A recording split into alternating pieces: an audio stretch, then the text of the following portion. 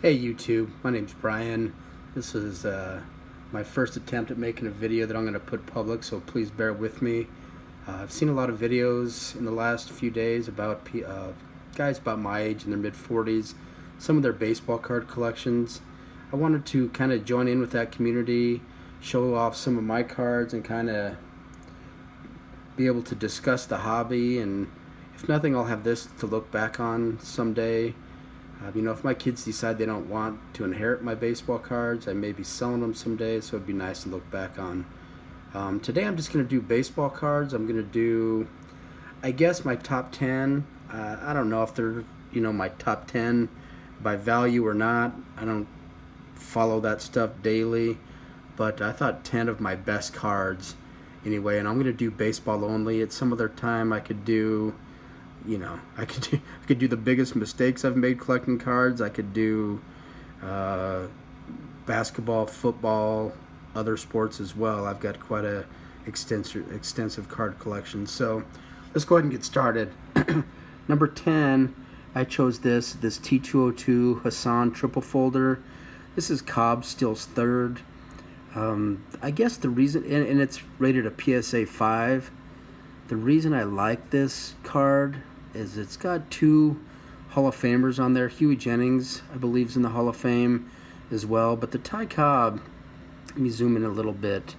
It's very, I think it's identical to his T205 Ty Cobb. What makes this, I guess, the T202 unique is that it was meant to be folded in behind. The two side panels were to be folded in behind. So you don't see these cards in really high grade very often. Plus the Cobb Steele's third. You see him coming into third right there. He was notoriously known as a dirty player. I've watched documentaries that said that he really wasn't a dirty player, and he wasn't as racist as a lot of people thought he was. So anyway, one of the first 5 into the Hall of Fame. I chose this card as my number 10 card. Again, you see the back. It looks like at one time it probably was folded. Sorry about the lighting. At one time it probably was folded, but it's not too bad. Good card. Number 9. I chose this 1953 Satchel Paige. It's listed as a very good 3 miscut. If anybody wants to let me know what the miscut on this is, I'd appreciate some feedback. It looks pretty good from top to bottom. Honestly, from left to right, obviously it's a little bit to the right, probably 60-40 to the right. But I think it's a great card. Satchel Paige, obviously, I think this is his only, correct me again if I'm wrong, but I think this is his only major league card. He does have some Negro League. Obviously, he played the Negro Leagues for a very long time. I don't think anyone ever really knew his exact age. I think rumor is that he pitched until he was in his late 40s, if not 50 years old. It's a pretty rare card. You don't see this card out there very often. And last time I looked on eBay, there's just a couple examples of it, but because of the uniqueness of the player, I chose this Satchel Paige card as my number 9 card. Whoops. Again, the back's in good shape. There's nothing wrong with it. So let's move on to number 8. Number 8 card is Lou Gehrig. This is a 1934 Lou Gehrig. Pretty nice card, rated 4. This particular series is the Lou Gehrig Says series. I think he either had 2 or 3 cards in this series. Lou Gehrig, obviously the Iron Man, consecutive game streak until Cal Ripken broke it. Cal Ripken also one of my favorite players. I've got quite a few cards of his. None of them made the top 10, obviously, but this Lou Gehrig card, PSA 4. Great card. The coloring on it's good. The centering's good. Corner is a little bit light, but pretty good card overall. Again, the back of it. I don't know if you all are interested in seeing backs of cards or not, but the back of it's in good shape. Number 7 card. This is one of my favorite stories. The Joe Jackson card. Obviously, you know, there's some very early Joe Jackson cards, minor league cards, some hand cut cards. This is, you know, really a more mainstream card, I guess. It was all the way in 1940 after his playing career. The card itself says Shoeless Joe Jackson on it, which is kind of neat. Everybody, you know, Joe came to popularity after the movie 9 Men Out, and you know, baseball historians have debated for years whether he deserves to be in the Hall of Fame or not. This card's in great shape. It's an excellent, it's X-Mint 6. Let's see, X-Mint 6. I bought this card probably 10 years ago, and since I've bought it, the guy I bought it from has contacted me twice, hoping to buy it back, or, you know, he every once in a while he sees one out there and he, I guess, becomes offended that he thinks it's me trying to sell the card, and I assure him that I haven't sold it. It's a great card. You know, that this particular series of cards has a lot of great players, a lot of them that were retired at the time. So, but this is the cornerstone of the 1940 play ball set. It's one of my favorite cards. Joe Jackson's one of my favorite players. My number 6 card is the other Lou Gehrig card from the set, and this is the one that's, I think, is worth a little bit more than the other one. This one is also very good, excellent 4. Again, I've already talked about Lou Gehrig as a player. That this card in particular, the way it offsets with the yellow background, I think makes it a little bit more visually appealing than the card with the green background. But they're both great cards. They're both you know, key cards in this Goudey 34 set. So that's my number 6 card. Let's go to my top 5. Number 5. Sorry, I need to get a better stand. Number 5 is obviously a card a lot of you collectors would know. It's 33 Goudey, Babe Ruth. It's the standing one. He's got 4 cards in this series. I've got another one that I'll talk about on some other video that's quite interesting. But this one, I like this one in the set because it's got his full pose. You know, obviously he was a big dude and wasn't one of these skinny ball players back at the time, and obviously the most popular player of the day, transcended baseball, hit more home runs. The year he had, what was it, 60 home runs. That was more than any other team that played at that time in the dead ball era. So Babe Ruth, you can't go wrong with that as a number 5 card. The back's in good shape also, no problems with the back. Again, 3 and a 4. You know, this 4 is about as good as I could afford at the time. It's a great card.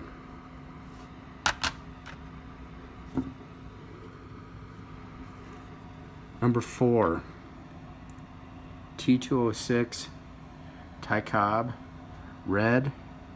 This one's got the polar bear back.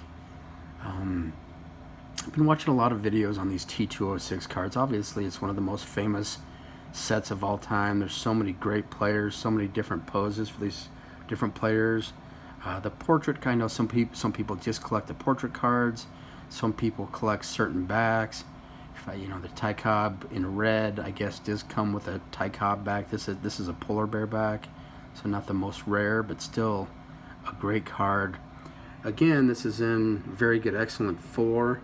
If you look, the corners are in good shape. The color on it's great. That corner down there, the lower right corner, looks a little bit nicked up, but you know, Ty Cobb, obviously one of the greatest players of our time. A little bit controversial. One of the first 5 into the Hall of Fame. So this is, I got this card 3 or 4 years ago. It's one of my favorite cards. So again, it's got the polar bear back. one of the rarer backs, I guess. Not the most rare. I think there's a whole group of people that study all the different backs of these cards and can tell you a whole lot more about it than I can. Number 3 card in my collection, this 48 leaf Jackie Robinson. Jackie Robinson, not enough can be said about him, about what a terrific athlete he was, but what a terrific person he was in order to break into major leagues the way he did. This card is also very good, excellent 4. I'm starting to see a theme. I guess I didn't realize I had so many 4s, but that, seems to be the sweet spot for the cards I like to buy. I think they're all visually appealing. Some 2s and even some lower level 3s can look pretty rough, but 4 and 5 you can get a great looking card without having to pay the really high prices.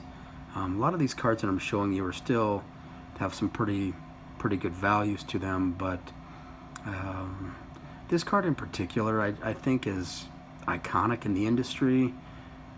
Jackie Robinson, when he first came out, took so much heat, and in fact, if you look, I don't know if you all have read the back of this card, but if you read the back of this card, I don't see if I can get it in here.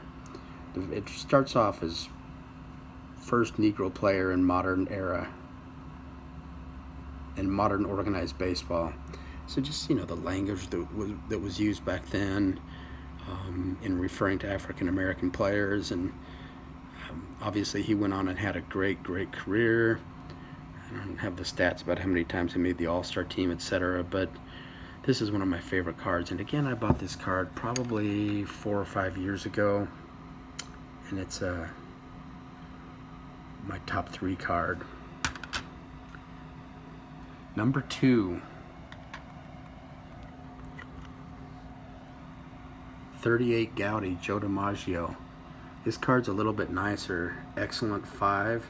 I went on eBay today and looked at these. I saw another 5 on there. It's the card 274 with the writing on front. I think that's considered slightly more desirable than this card. I think they're both great cards. Just the design of these cards, with their real picture of their head and the cartoon bodies. This was early on in his career. There's lots of arguments about what's considered his rookie card. There's the Z-Nut card. There's some other, the Fine Pen. I don't know if those really qualify as cards or not, but more of postcards. But this is probably my second favorite card. Just the look of these cards is just so great. DiMaggio had, a shortened career, but still fine Hall of Famer. Again, the back of this is in good shape. These big league cards. Tell me your thoughts on the visual of this card versus the one with the writing on the front. It's kind of neat. The writing on the front says he earned a wage of $25,000, which was a pretty fair wage for that time. You look at that compared to what the players are making today, and realize that most ball players back then had jobs in the off season, so it's kind of brings you to realize stuff like that. But 38 Goudey, Joe DiMaggio, PSA 5, my number 2 card. And after much debate, my number 1 card is another T206, the green version. The green version seems to be significantly more rare than, the bat on shoulder, bat off shoulder, the red portrait. This one is rated a VG3. Let me zoom in on this just a little bit. I guess the thing that I wanted to bring up about this card, I'm looking for your opinion on it, is I had this card graded, I don't know, 20 some years ago, before they did the half grades. I haven't sent this back in. If you look, the corners are obviously rounded. Centering is perfect. The color green on it is perfect. There's no wrinkles in it. Again, the corners down here, both rounded. just visually a great card, and again, it's a rare card. This card's gone up quite a bit in value. You don't see very many of them on eBay or other sites. You see them in auction from time to time. This card I bought, I convinced my parents to loan me money to buy this card when I was about 13 or 14 years old, well before PSA existed. The dealer told me that those cards came with rounded corners. Back then they didn't, but I still bought the card. Didn't really have any reference guide to it, to what its value was. I think I paid $1,200. I borrowed that money from my parents and ended up having to pay it back to them over 4 or 5 years, working in summers and such. But this was such a neat card and so rare, and because of the store, I think that it's a card that I will probably never sell. Again, those were my top 10. Let me know what you think about them, which ones you would have left. One of these days I'll do, I don't know, 11 through 25 or something like that. I'll try to get better at doing the videos, but kind of wanted to introduce myself to the YouTube community, and I'll keep looking at your videos. Let me know what you think about this one. Thanks. Bye-bye.